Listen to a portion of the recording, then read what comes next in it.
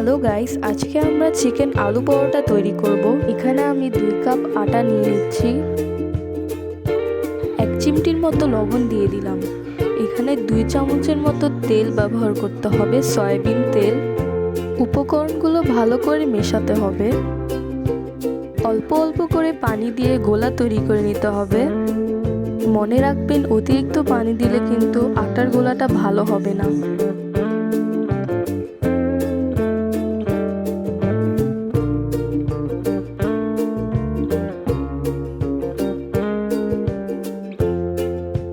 এখন 10 মিনিটের জন্য গোলাটা আমরা রেস্টে রেখে দিব।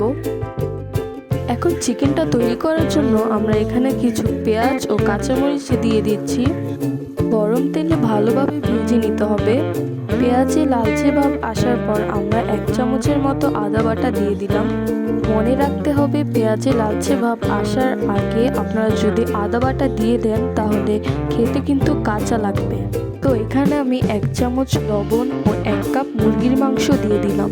এখানে 2 চামচের মতো গুঁড়ো মরিচ ও 1 চামচের মতো হলুদও মিক্স করে নিলাম।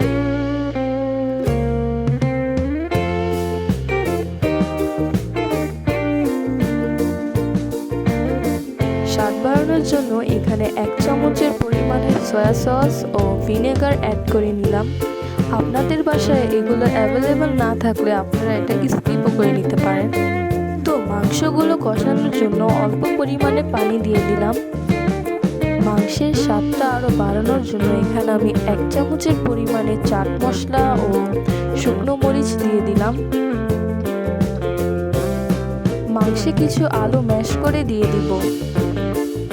আপনারা চাইলে কিন্তু আলুটি স্কিপ করে মাংসের সাথেই আপনারা পরোটাটা খেতে পারেন।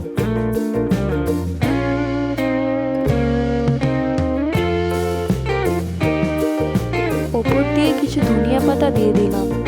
এখন এক এক করে সবগুলো পরোটাগুলো আমরা বানিয়ে নেব।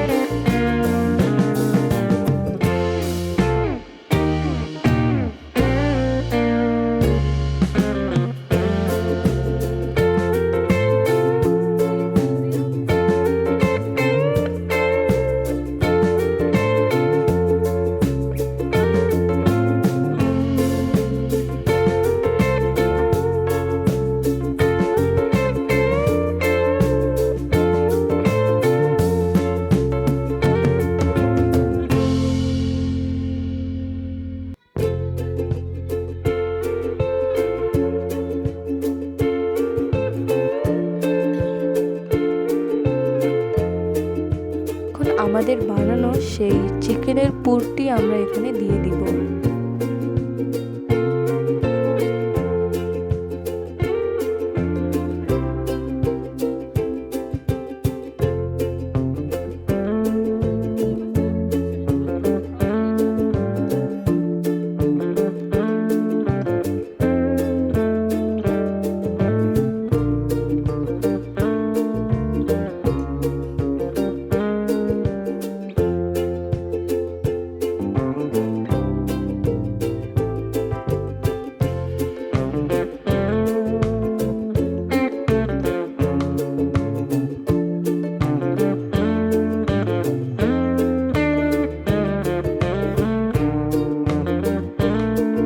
পরোটাগুলো ভেজে নিতে হবে আমাদের।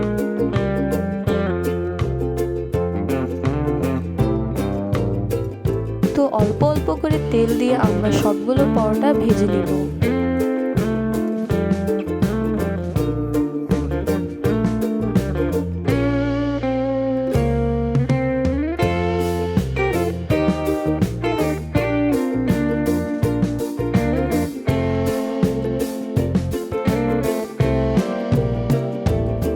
আমাদের সেই মজাদার চিকেন আলু পরোটাটি কিন্তু তৈরি হয়ে গেল।